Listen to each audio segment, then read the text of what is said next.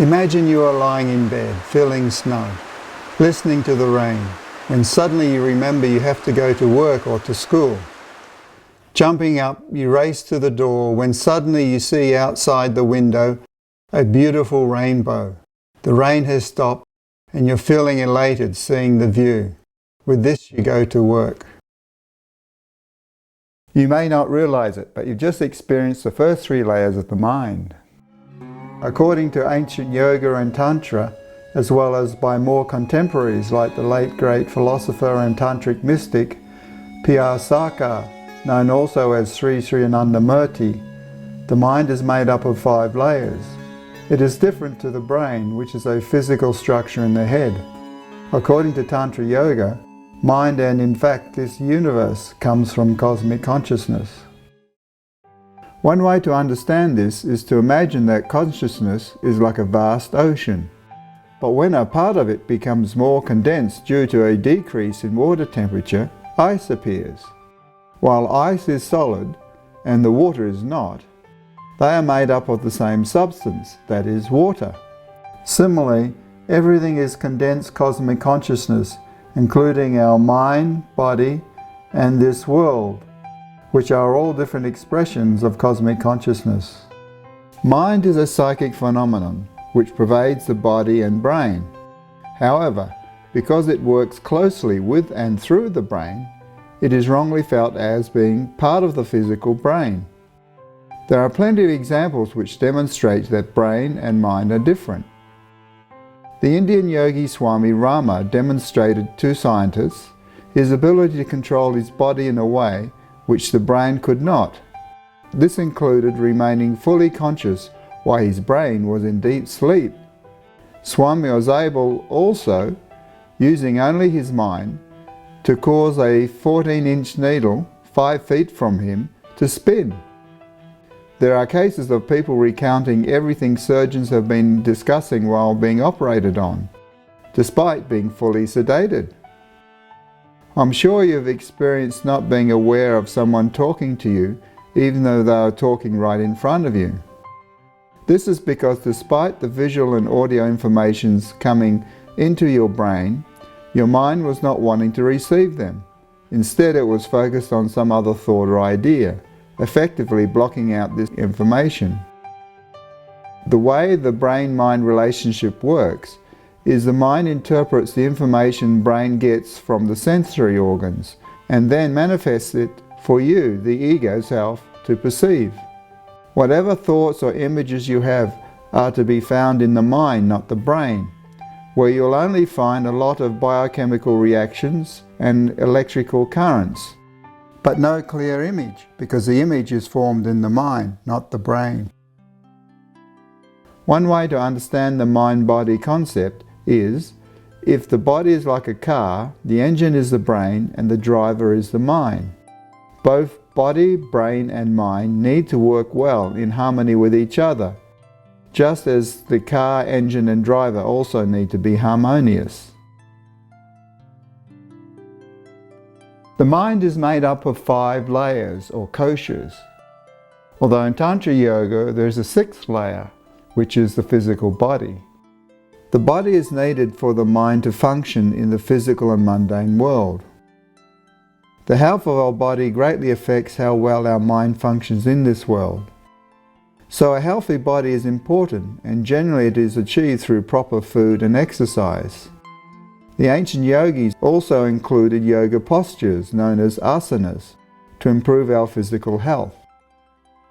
These yoga postures were originally invented to aid meditation because it's very difficult to meditate if you're sick.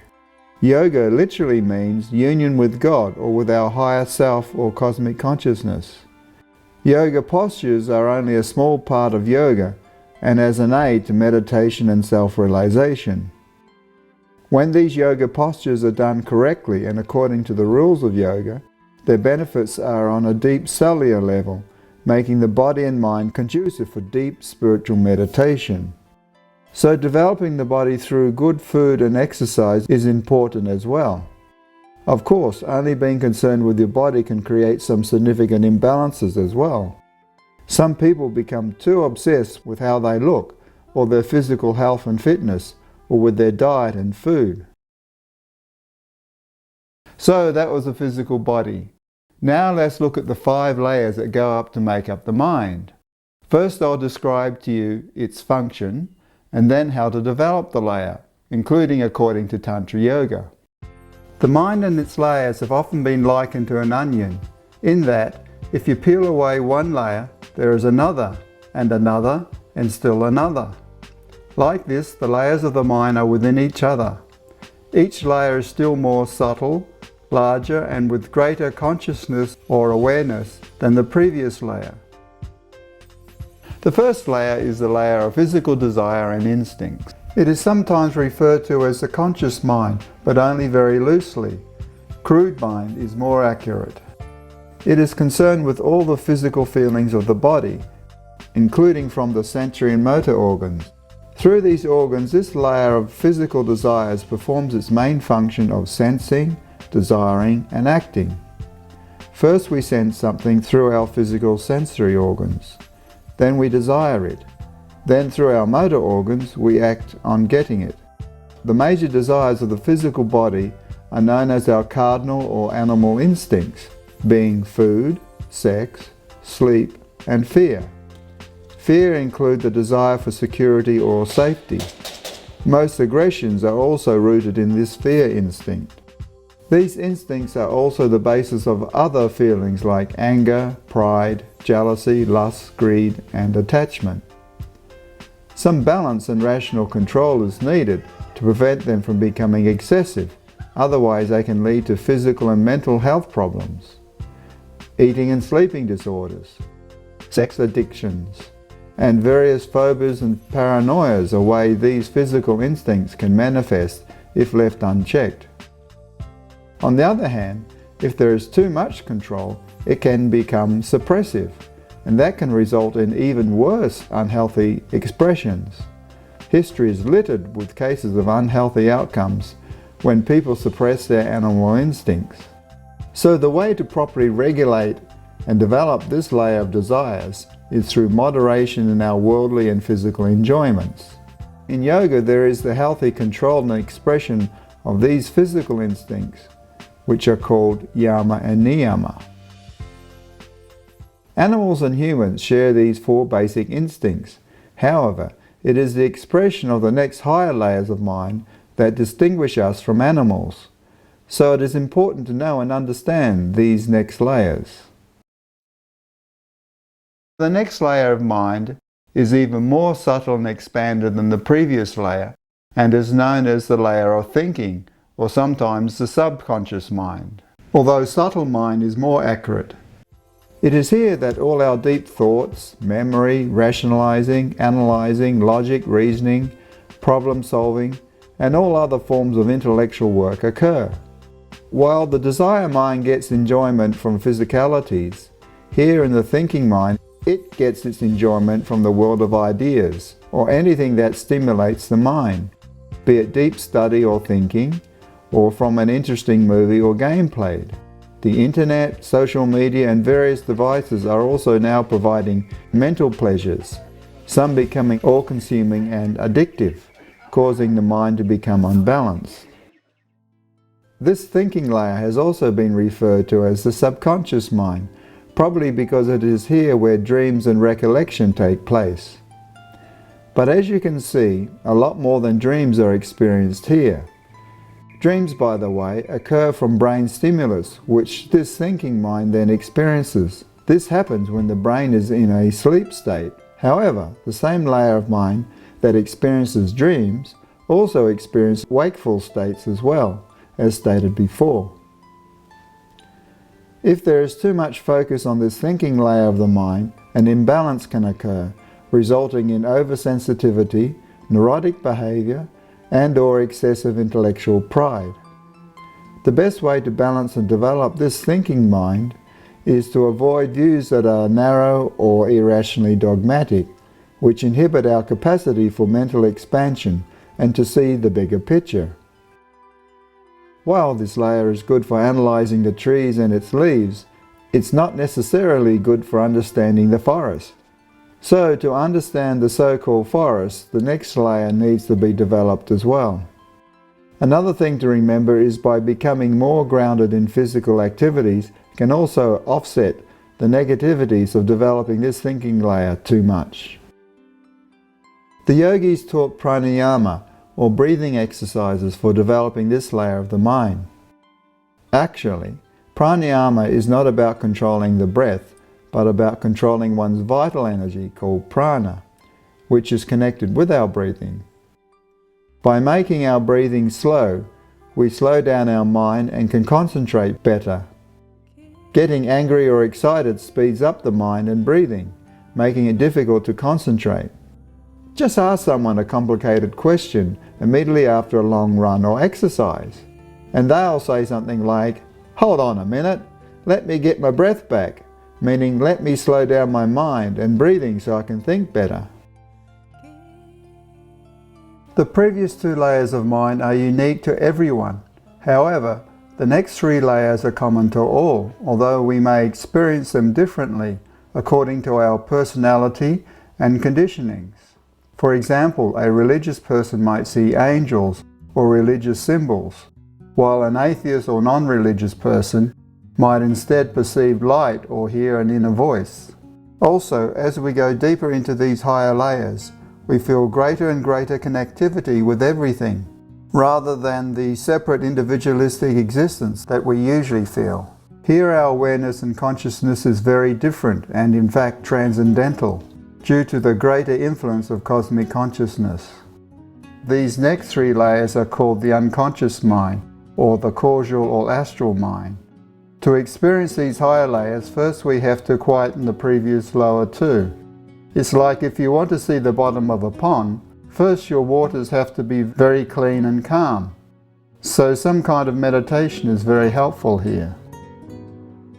So the next layer, which is the first of three layers that go to make up the unconscious mind, is known as the intuitive layer. I'm sure many of you have experienced this layer of the mind in the form of gut feelings, intuitive insights, and creative inspiration. Remember the story I told you in the beginning of waking up but not wanting to get out of your cozy bed? That was your desire mind at work. But then when your mind said that you had to get up because of work or school commitments, that was your rational thinking mind. However, when you walked past the window and you got that inspired feeling from the rainbow, that was you experiencing this creative, intuitive layer of the mind. You didn't need to analyze the scenery to decide it was beautiful and inspiring, did you? It came immediately, in a flash. This is where artists, psychics, and even some scientists get their creativity and intuitional insights from. Michelangelo spoke of the seizure of the soul with inspiration from the Holy Ghost, indicating this layer was at work. Einstein said his theory of relativity didn't come from logic or reasoning, but through intuition. He also spoke of the need to develop one's imagination, which comes from this creative, intuitive layer of the mind. Unfortunately, most scientists only use the analytical function of the previously mentioned thinking mind, losing their ability to see the big picture. Fortunately, some scientists are and have been using this intuitive layer more and coming up with great advances like quantum physics and Einstein's theory of relativity. The visionary poet and artist William Blake said, "If the doors of perception were cleansed, man would see things as they really are, infinite." The doors are these koshas or layers of the mind, particularly these higher unconscious levels of mind. Many artists, writers, etc. instinctively go to the country where they can focus on their creativity and avoid worldly distractions, thereby allowing this creative layer of mind to find expression. Many artists or creative types also instinctively want to create an environment that is aesthetically pleasing to stimulate this creative layer, so their house, clothes, and/or room are fashioned accordingly. Uplifting music or artistic creations have also the ability to take us to this supra-mundane world, freeing us from our mundane drudgeries, at least while the music lasts. For this reason, encouragement of the fine arts is important for our peace of mind. This intuitive mind can also give us flashes of profound knowledge, including of future events yet to occur. In fact, it is called the layer of ESP, or extrasensory perception, which can include mind reading, clairvoyance, dream prophecy, psychokinetics, astral travel, psychic or energy healing, seeing auras, shamanism, hallucination drug experiences, contacting spirits, talking in tongues, seeing angels, and many other forms of metaphysical, religious, or psychic phenomenon. Many indigenous people have access to many of the abilities of this intuitive mind.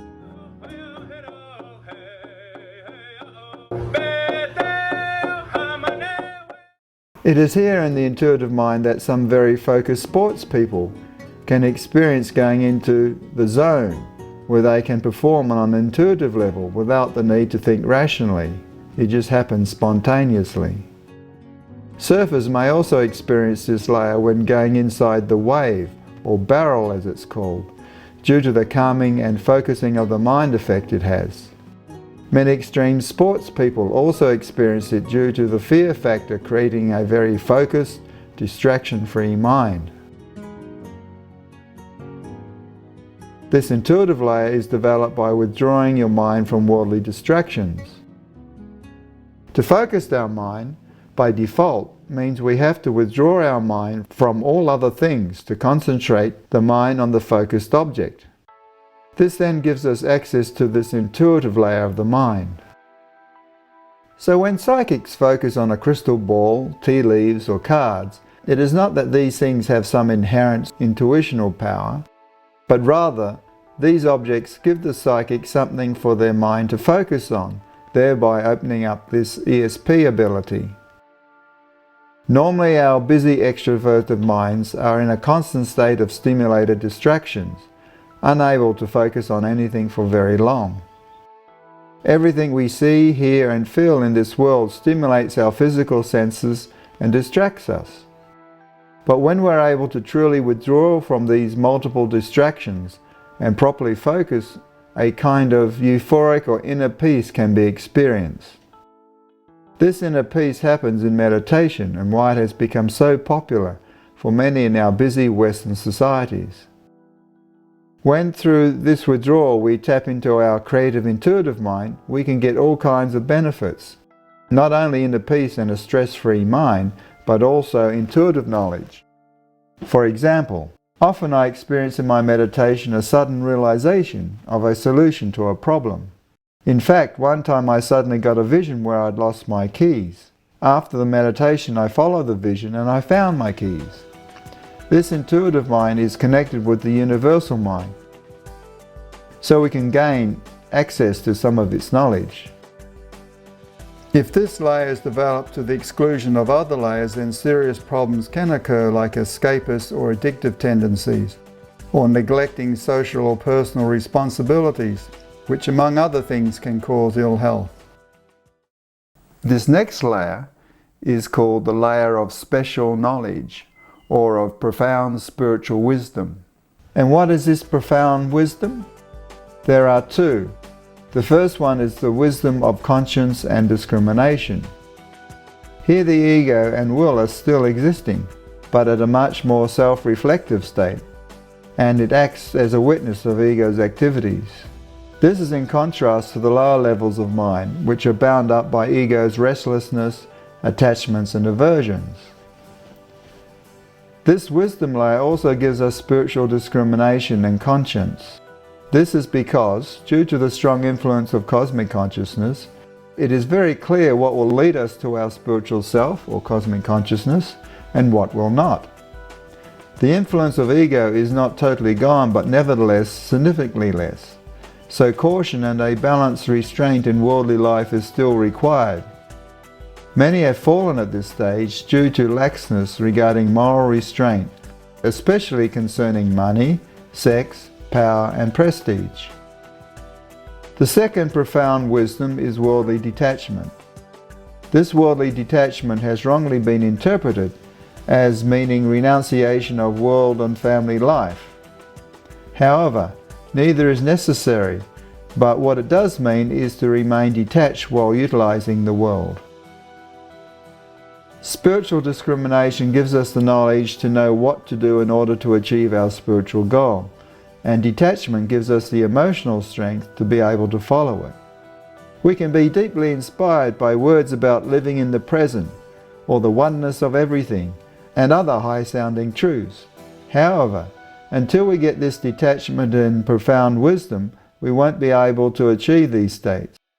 They will remain as bookish knowledge because they have not yet been internalized by our spiritual practices. This layer gives us many divine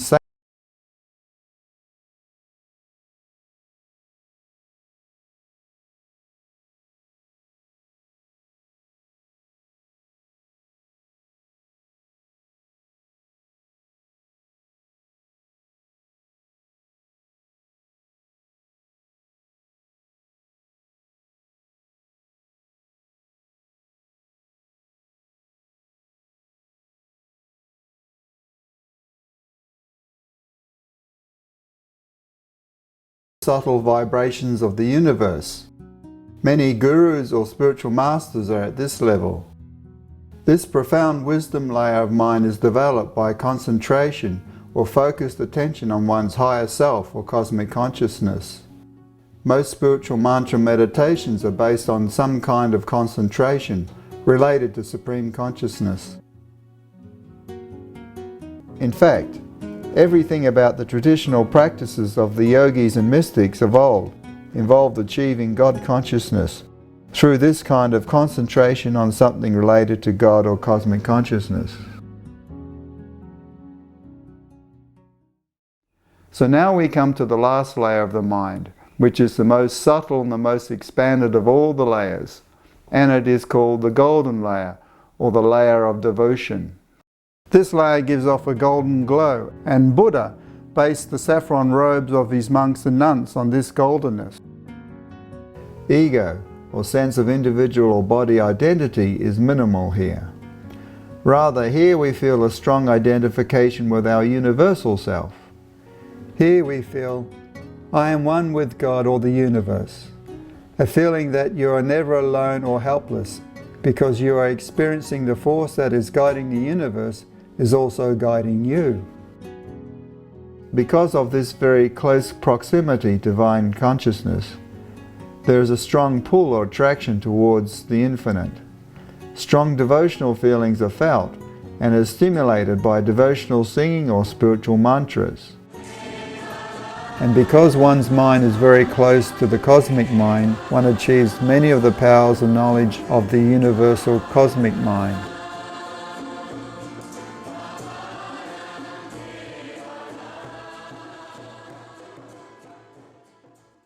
In yoga, this layer of devotion is developed by loving meditation on cosmic consciousness. Here in divine meditation, the mind flows to cosmic consciousness like the river flows to the sea. As you draw closer to cosmic consciousness, the following qualities become very predominant: greater inner peace, contentment and fulfillment, a feeling of relief from worldly afflictions and wants, instead developing a strong desire for inner knowledge and bliss. Also a feeling of supreme positivity and confidence is here. Finally, there is a tremendous feeling of universal love and a desire for selfless service.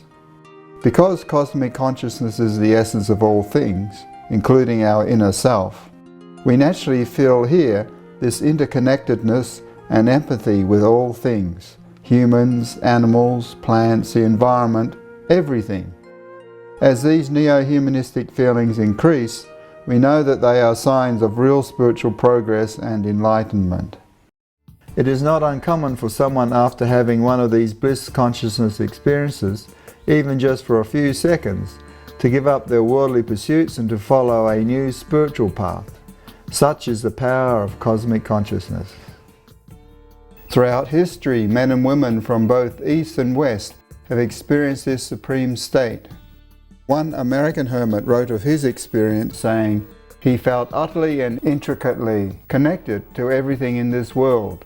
It was difficult for him to tell where his body ended and the woods began." The late Dr. Richard Burke wrote about his cosmic experience saying, "The whole universe was bathed in a sea of love. Now at last I know what love is. This is God's love. Love, unconquerable love, all-satisfying love." In this state of God consciousness, Burke went about his daily duties, but with a hitherto unknown efficiency and speed. He was a student at the time and passed all his examinations without looking at a textbook. His mind was bathed in a sea of knowledge. Fatigue was unknown to him, and his work seemed like child's play, happy and carefree.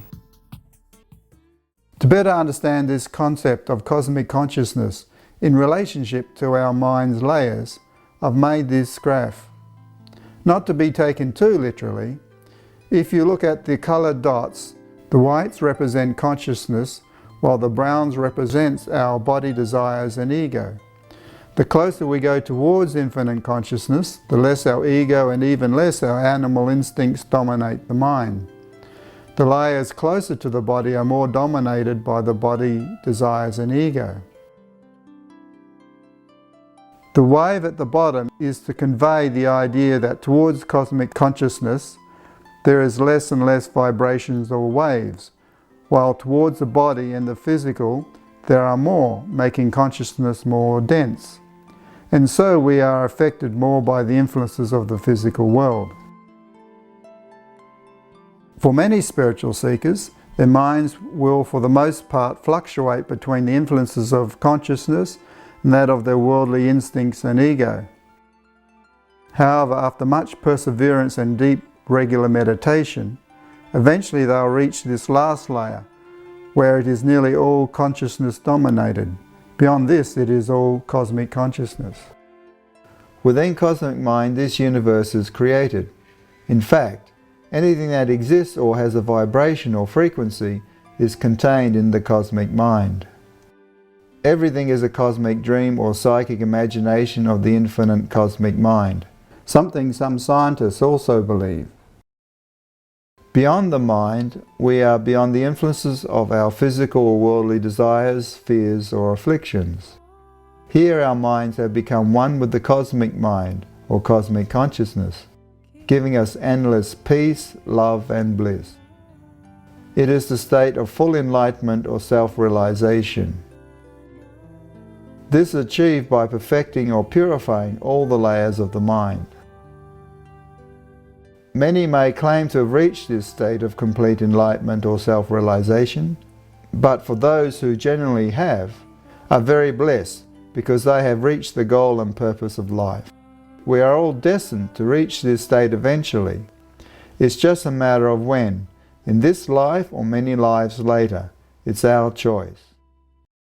And as the great Tantric Master Sri Sri Anandamurti said, "Fill your heart with the love of the infinite, and your soul will be transformed into the Supreme Soul. No worldly happiness is limitless. Dedicate yourself completely to the blissful ocean of the Supreme Soul. Then alone will you realize what happiness really is." The yogic system for purification of all the layers of the mind, including the body, is called Ashtanga Yoga or Raja Yoga, as the diagram shows. As stated before, all the layers have to be developed fully and in a balanced way. Developing only the higher layers may give us bliss and powers, but there will be problems with the functioning of the lower layers, creating an impractical approach to life, and misuse of powers of knowledge are always possible. Similarly, developing the lower ones will only create problems with the higher layers like spiritual emptiness, ignorance and frustration. We all want unlimited happiness and fulfillment in our lives. And it's through the balanced development of all these layers that we can achieve this, which is our innate purpose of life.